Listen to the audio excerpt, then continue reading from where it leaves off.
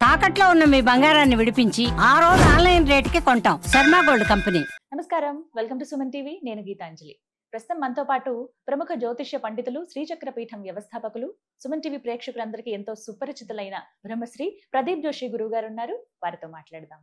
గురుగారు నమస్కారం అండి. శ్రీమాత్రే నమః. శ్రీమాత్రే నమః. ఎన్నో అంశాలపైన విశ్లేషణ అందిస్తూ ఉంటారు మీరు, సలహాలు సూచనలు ఇస్తారు, అలాగే మీ అభిప్రాయాలు కూడా చెబుతూ ఉంటారు.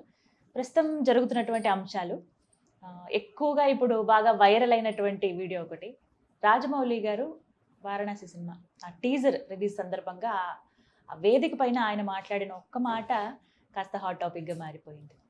నేను నమ్మని దేవుణ్ణి, కానీ ఇలా జరిగింది, నాన్న అన్నారు కాబట్టి ఓకే ఆంజనేయ స్వామి వెనకుండి నడిపిస్తారు అని అన్నారు, ఇదే నా నడిపించడం అంటే ఆయన అన్న ఆ ఒక్క మాట చాలా వైరల్ అయిపోయిందండి. అంటే దేవుణ్ణి నమ్మని అంటున్నారు, అలాగే ఏంటి ఈ విధంగా మాట్లాడారు, ఆంజనేయ స్వామినే మీరు నిందిస్తారా అన్నట్టుగా కొంతమంది మనోభావాలు దెబ్బతిన్నాయి. బాయ్కాట్ వారణాసి అనే దాకా వెళ్ళిపోయింది పరిస్థితి. ఎవరి ఒపీనియన్స్ వాళ్ళు చెప్తున్నారు. మీరు ఆధ్యాత్మికవేత్తగా మీ అభిప్రాయం చెప్తారా? శ్రీ గురుభ్యో నమః. శ్రీమాత్రే నమః. సాధారణంగా మనం అందరం కూడా మనుషులు.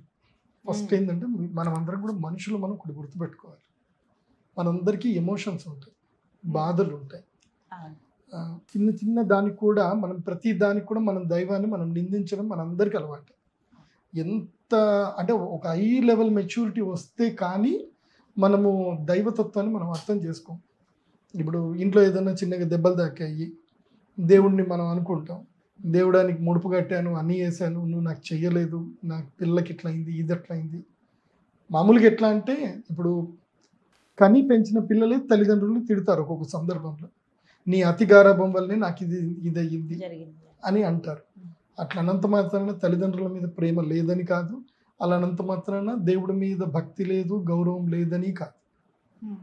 ఫస్ట్ థింగ్ ఒకటి మనం ఏం ఆలోచించాలి అని అంటే ద పర్సన్. ఇప్పుడు ఆయన ఎస్ఎస్ రాజమౌళి గారు అంటే ఎవరు అనేది ఒక్కటి గుర్తుపెట్టుకోండి. ఆయనది నేను లాస్ట్ ఇంటర్వ్యూస్ కూడా నేను చూశాను, ఏబిఎన్ ఛానల్లో రాధాకృష్ణ గారితో ఇంటర్వ్యూ చేసినప్పుడు చూశాను. ఆయన భగవద్గీత గురించి మంచి విశ్లేషణ ఇచ్చాడు. ఆయన భగవద్గీత చదివిన వాళ్ళు కూడా అంత విశ్లేషణ ఇస్తారో నాకు తెలియదు, కానీ ఎస్ఎస్ రాజమౌళి గారు ఆయన భగవద్గీత నుంచి విశ్లేషణ ఇచ్చాడు. భగవద్గీతలో కృష్ణుడు రాజయోగము చెప్పాడు, భక్తి యోగము చెప్పాడు, కర్మయోగం చెప్పాడు, ఇన్ని యోగాలు చెప్పారు కదా. నేను ఇప్పుడు ఎవరిది భగవంతుని చేరుకోవడానికి ఎవరు ఏ మార్గంలో వెళ్ళాలో వాళ్ళకి ఆ మార్గం చెప్పాడు. ఇప్పుడు భక్తి యోగం, భక్తి అనేటువంటిది ఒక గొప్ప శక్తి. అది ఆ స్థాయి రావాలి అని అంటే కొన్ని యోగాలు దాటాలి. మొదలు మీరు కర్మయోగిగా మారాలి. కర్మయోగిగా మారి కొన్ని ఏళ్ళు గడిచిన తర్వాత నీకు భగవంతుని యొక్క ఆస్వాదన నీకు కలుగుతుంది. ఆ తర్వాత నువ్వు భక్తి యోగానికి వెళ్తావు. భక్తి యోగంకి వెళ్ళడము, ఆ భగవంతుడి తత్వాన్ని అర్థం చేసుకోవడం అంటే నువ్వు ఆల్రెడీ కర్మయోగం నువ్వు చేసి ఉన్నావు కాబట్టి నీకు భక్తి యోగం అనేది వస్తుంది. కర్మయోగం చేయకుండా భక్తి యోగం రాదు. సో కర్మయోగము, రాజయోగము, ఇంకా సాంఖ్యయోగం ఉంటుంది, తర్వాత భక్తి యోగం వస్తుంది. సో అష్టాంగ యోగాలు అని కూడా చెప్తారు. దాంట్లో మీరు భగవద్గీత పూర్తిగా చదవండి. భగవద్గీతలో కృష్ణుడు భక్తి యోగంలో వచ్చినప్పుడు మాత్రమే పత్రం పుష్పం ఫలం తోయం యోమే భక్తియా ప్రయచ్చతి సమే ప్రియతమోజ్ఞేయస్ తస్మై కామం దదామ్యాం అని క్లియర్గా చెప్పాడు. అదే భగవద్గీతలో కృష్ణుడు ఇంకోటి ఏం చెప్పాడు, ఎవరైతే కనుక చిట్ట చివరిగా శరీరం వదిలేటప్పుడు దేన్నైతే స్మరిస్తారు, నన్నే అని కాదు, నన్ను స్మరిస్తే నన్ను చేరుకుంటారు, దేన్ని స్మరిస్తారో దాన్ని చేరుకుంటారు. అది కాకుండా భగవద్గీతలో ఇంకో విషయం ఏం చెప్పారు, మీరు ఈ జన్మలో కర్మలు గనక చేసినట్లయితే, కనుక సత్కర్మలు చేసినట్లయితే మీరు మళ్ళీ పునర్జన్మలో ఏంటంటే కనుక గొప్ప వాళ్ళ ఇంట్లో మీరు జన్మనెత్తుతారు అని కృష్ణుడే చెప్పాడు. అంటే భగవద్గీతను పూర్తిగా మనం క్షుణ్ణంగా చదవాలి, ఎలా పడితే అలా. అందుకోసమే సనాతన ధర్మము చాలా గొప్పది, సామాన్యులకు అర్థం అవ్వదు. ఓకే, అలాగని చెప్పి నేను రాజమౌళి గారిని వెనకేసుకొస్తున్నాను అనకండి. ఎందుకోసమంటే ఒక స్థాయికి ఎదిగిన వ్యక్తి కూడా తను ఏ మాట మాట్లాడుతున్నా, ఇప్పుడు అదే రోడ్డు మీద పోయేటోడు నేను దేవుణ్ణి నమ్మను అని అంటే ఎవడు పట్టించుకోడు, నువ్వెవడరా, నువ్వు నమ్ముతుంది నమ్మకపోతుంది. కానీ ఒక స్థాయికి ఎదిగిన వ్యక్తి అంటే భారతదేశంలో కొన్ని కోట్ల మందికి ఎస్ఎస్ రాజమౌళి అంటే ఎవరో తెలుసు. ఫ్యూచర్ జనరేషన్స్ అందరు కూడా ఆయనను చూసి కొన్ని నేర్చుకుంటారు. అలాంటి వ్యక్తి అలా మాట్లాడి ఉండకూడదు. కాకపోతే ఏంటంటే వి అండర్స్టాండ్, ఆయన బాధపడుతున్నాడు. ఇప్పుడు మనం ఒక్కటి బాగా గుర్తుపెట్టుకోవాలి, ఎవరైనా ఒక వ్యక్తి అంత పెద్ద స్టేజ్ మీద అంత ఎమోషన్లో అంత మాట అన్నాడు అంటే దాని వెనుక ఏముంది ఆయన ముందు చెప్పాడు. మేము ఇంత పెద్ద స్క్రీన్ మీద టెస్ట్ చేద్దామని మేము ప్రయత్నం చేసాము, స్క్రీన్ టెస్ట్ చేద్దామని ప్రయత్నం చేస్తే ఏమయ్యింది, ఎవడో డ్రోన్ కెమెరా తీసుకొచ్చాడు. అంటే మేము ఇంత వందల మంది కష్టపడి కొన్ని నిద్ర లేని రాత్రంతా గడిపి ఒక 30 సెకండ్ల వీడియోని తీసుకురావడానికి ఇంతమంది కష్టపడుతుంటే ఎవడో ఒక వెధవ, వాడు దేనికి పనికిరాని వెధవ దొంగతనం చేస్తున్నాడు. దొంగతనమే కదా, ఒకటి కళం తీసుకోవడం దొంగతనమే. సో డ్రోన్ కెమెరా తోటి వాడు దొంగతనం చేస్తున్నాడు, అది ఎంత పెద్ద తప్పు. సో వాళ్ళు అక్కడ టెస్ట్ చేయలేకపోయారు, టెస్ట్ చేయాలి కదా. సో అది పిక్సెల్ పగులుతుంది, చాలా మంది తెలియదు, టెక్నికల్గా కొంతమంది తెలుస్తుంది. అంత పెద్ద ఐమాక్స్ స్క్రీన్ మీద చూపించాలంటే పిక్సెల్ పలగకుండా ఉండాలంటే కనీసం దానికి 3-4 గంటలు దానికి మళ్ళీ వేసుకుంటూ ఎక్కడ ఏం చేయాలనేది పిక్సెల్ యాడ్ చేయడం వర్క్ ఉంటుంది. వాళ్ళు ఆ వర్కే చేయలేదు, బ్యాక్గ్రౌండ్లో ఎక్కడో వర్క్ చేసుకుంటున్నారు. బాధ అనిపిస్తుంది కదా. పోనీ రాజమౌళిది బాధ కాదు, అది ఎంతో మంది చల్లటి చలిలో ఎక్కడెక్కడి నుంచో దూరం నుంచి వచ్చి అందరు అక్కడ నిల్చొని ఈ ఒక్క షో కోసం కొన్ని లక్షల మంది వెయిట్ చేస్తున్నారు. ఆ రోజు స్క్రీన్ మీద జియో హాట్‌స్టార్లో స్క్రీన్ మీద దాదాపు 3 కోట్ల మంది లైవ్ చూస్తున్నారు. 3 కోట్ల మంది లైవ్ చూస్తున్నారు. ఇంతమందికి సంబంధించిన ఎమోషన్ని ఎవడో ఒక డ్రోన్ కెమెరా తోటి దొంగతనం చేస్తున్నాడు అంటే అది ఎంత బాధ కలిగిస్తుంది. ఇప్పుడు ఈ రీసెంట్గా జరిగింది ఏదైనా సరే ఒకటి కష్టాన్ని మనం ఎప్పుడు దోచుకోకూడదు. నీకు ఇష్టం ఉంటే ఆ కష్టానికి నువ్వు విలువ పెట్టేది ఉంటే విలువ పెట్టు, లేకపోతే పెట్టకు. నేను ఎవడని బలవంత పెట్టి థియేటర్కి రమ్మని నేను ఎవరు చెప్పట్లే కదా. నీకు ఎంటర్టైన్మెంట్ కావాలంటే నువ్వు థియేటర్కి వెళ్ళు, ఎంటర్టైన్మెంట్ నీకు వద్దు అనుకుంటే వేరే దగ్గర ఎత్తుక్కో. ఇప్పుడు నాకు అక్కడ అర్థమైంది ఏంటంటే ఆయన ఎమోషనల్గా మాట్లాడాడు తప్ప ఆయనకి దైవాన్ని నిందించాలని లేదు, ఏం లేదు. ఈజ్ ద కర్మయోగి, దాన్ని నేను నమ్ముతా. ఆయనకు భక్తి లేకపోవచ్చు. ఇప్పుడు భగవద్గీతలో కృష్ణుడు ఏం చెప్పాడు, నియతం కురు కర్మత్వం, నీ కర్మ నువ్వు చేయన్నాడు. ఆయన 100% ఆయన కర్మ ఆయన చేస్తున్నాడు. ఆయన ఉద్యోగం ఏంది, నేను ప్రేక్షకుల్ని కవ్వించాలి, ప్రేక్షకులకి ఎంటర్టైన్ చేయాలి. నేను ప్రేక్షకులకు ఏ మెసేజ్ ఇవ్వదలుచుకోలేదు. ఈ నెవర్ గివ్స్ ఎనీ మెసేజెస్, నేను ఎంటర్టైన్ చేయాలి అంతే. నేను ఒక కామిక్ బుక్స్ చిన్నప్పటి నుంచి ఆయన ఏం చెప్పాడు, వాళ్ళ అమ్మ చెప్పేది, కామిక్ బుక్స్ చెప్పేది, చందమామ కథలు వినేది. ఆయన ఇమాజినేషన్లో ఉండే పాత్రలకి ఆయన ఒక రూపాన్ని ఇస్తున్నాడు. ఆ రూపం ద్వారా మీరు అందరూ ఎంటర్టైన్మెంట్ అవుతున్నారు, దానికి ఆయన సంపాదించుకుంటున్నాడు. ఈజ్ డూయింగ్ హిస్ జాబ్ అంతే. కాకపోతే ఏంటంటే భగవంతుడు అనేది మాత్రం ఎస్, ఒక ఎమోషన్, ఒక నమ్మకం, ఒక శక్తి, అది మన వెనక ఉంది అని మనం ఎప్పుడైతే బిలీవ్ చేసి వెళ్తామో ఆటోమేటిక్గా భగవత్ శక్తి మనకి సహాయం చేస్తుంది. అది ఇప్పుడు నిందాస్తుతి అని కూడా ఒకటి ఉంది, మీకు తెలుసా? ఆది శంకరాచార్యులు అమ్మవారిని నిందాస్తుతి చేస్తారు, అంటే నిందిస్తూనే స్థుతి చేస్తారు. స్థుతి ఉంటుంది, భక్తి కొంతమంది కొన్ని రకాలు. ఆయన తప్పు చేశాడు అని అంటే మాత్రం ఒప్పుకునేది లేదు. ఆయన ఏంటంటే కర్మయోగి ప్లస్ ఎమోషనల్గా ఫీల్ అయ్యాడు కాబట్టి ఆ మాట అన్నాడు. ఇంట్లో భార్య కాకపోతే ఆయన పర్సనల్ లైఫ్ నాకు బాగా తెలుసు. ఆయన దైవం నమ్మకపోవడానికి కూడా ఆయన కొన్ని రీజన్స్ ఉన్నాయి. ఎందుకోసం అంటే కొంతమంది, ఇప్పుడు నేను కూడా అప్పుడప్పుడు నా జీవితంలో కొన్ని సంఘటనలు జరుగుతాయి, నేను కూడా దేవుడి దగ్గర కూర్చొని అడుగుతా. నేను అడుగుతా, నువ్వు ఎందుకు ఇట్లా చేస్తున్నావు, నేను ఏం తక్కువ చేస్తున్నాను, నేను ఇటువైపుగా వెళ్తుంది, నన్ను ఎందుకు వెనక్కి లాగుతున్నావు అని నేను కూడా దేవుడితో అడుగుతా. నేను ఆయన జీవితంలో ఆయన కర్మయోగ అవ్వడానికి చాలా డ్రాబ్యాక్స్ ఉన్నాయి. ఆయన వెనుక ఎంతో దుఃఖం ఉంది, ఎన్నో దెబ్బలు ఉన్నాయి, ఎన్నో బాధలు ఉన్నాయి, ఎన్నో ఒడిదుడుకులు ఉన్నాయి. సో ఒక వ్యక్తి ఎప్పుడైనా సరే ఎమోషన్గా మాట్లాడింది వేరు, కావాలని అవహేళన చేయడం వేరు.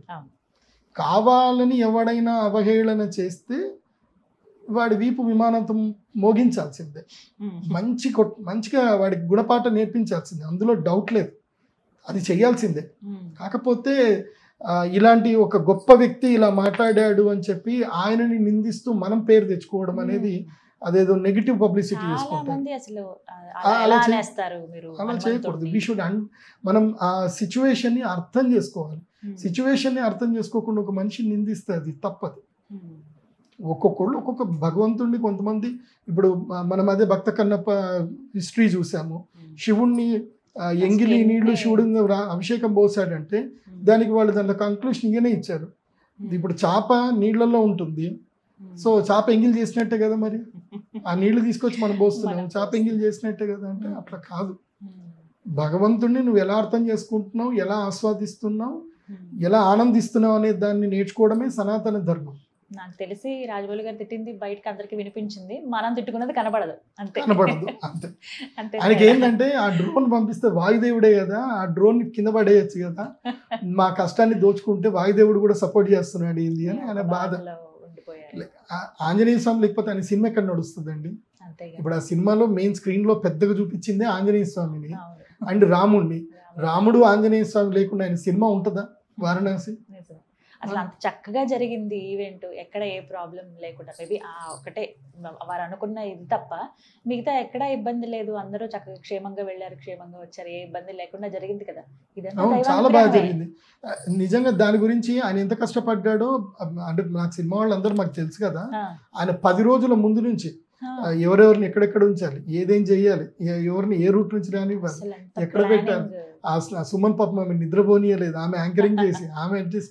సో ఒక ఈవెంట్ అంత అద్భుతంగా జరిగి మళ్ళీ ఒక్క ప్రాణంకి పోలేదు, ఒక్కడికి దెబ్బ తాకలేదు. అదే మళ్ళీ సేమ్ ఇప్పుడు విజయ్ది ఏదో జరిగింది, అలాంటి సిచ్యువేషన్ జరిగింది. అల్లు అర్జున్ది ఒక సిచ్యువేషన్ జరిగింది, ఎవరిదైనా ఒక ప్రాణం పోతే ఆయన క్లియర్గా చెప్పాడు, మీ ఏం చిన్న ఇన్సిడెంట్ జరిగినా మేము ఈవెంట్ మొత్తం క్యాన్సిల్ చేస్తామని కూడా క్లియర్గా చెప్పాడు. అంటే అంత కమిటెడ్గా వర్క్ చేస్తున్నాడు అనేది మనం దాన్ని అప్రిషియేట్ చేయాలి. ఇండియన్ సినిమాని ఒక గొప్ప స్థాయిగా తీసుకెళ్ళిన వ్యక్తిని మనం అప్రిషియేట్ చేయాలి తప్ప దొరికాడు కదా, ఎమోషన్ ఏదో అన్నాడు కదా అని చెప్పి ఆయన మనం నిందించకూడదు, పాయింట్ చేయకూడదు. ఆయన అయితే అవహేళనగా అయితే అనలేదు, దానికైతే నాకు తెలుసు. బికాస్ మా దగ్గరికి వాళ్ళ ప్రొడక్షన్ టీం వాళ్ళు వస్తారు, కొంతమంది కొన్ని డౌట్స్ ఉన్నప్పుడు అడుగుతారు. మీకు త్రిశూల వ్యూహం ఎక్కడి నుంచి వచ్చింది అనుకుంటున్నారు? అగ్ని పురాణంలో నుంచి త్రిశూల వ్యూహం వచ్చింది. ఆయన పురాణాలు చదవకుండానే అన్నిగానం చేస్తున్నాడు, పురాణాలు చదువుతున్నాడు. మళ్ళీ దాని తర్వాత ఆయన ఒక స్టేట్మెంట్ ఇచ్చాడు, రామాయణం మహాభారతం నాకు చాలా ఇష్టం అన్నాడు.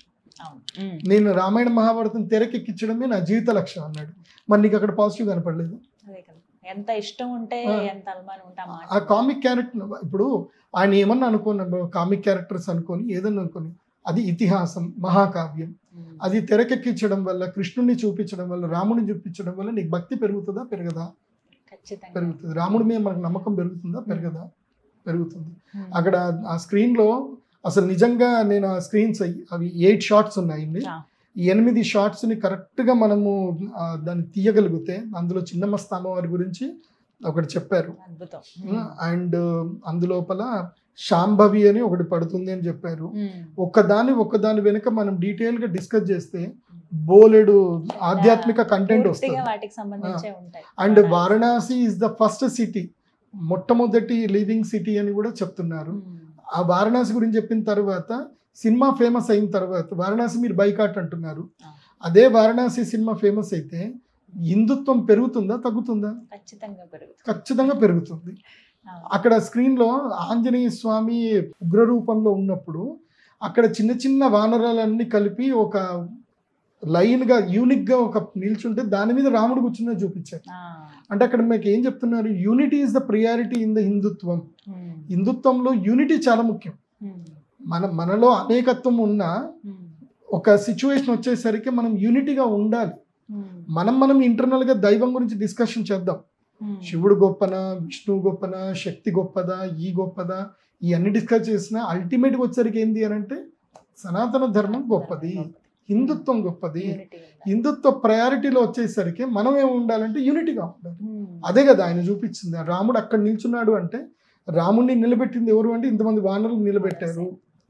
అది మనం అర్థం చేసుకోవాలి. ప్రతి షాట్ ప్రతిదీ చాలా డీటెయిల్డ్ గా ఉందండి, చాలా డీప్ మీనింగ్స్ ఉన్నాయి దాంట్లో. అండ్ ఇప్పటి వరకు ఇండియన్ స్క్రీన్ మీద కాశీ నగరానికి సంబంధించి, వారణాసికి సంబంధించి ఎవరు కూడా ఎప్పుడు కూడా ఏ సినిమా రాలేదు.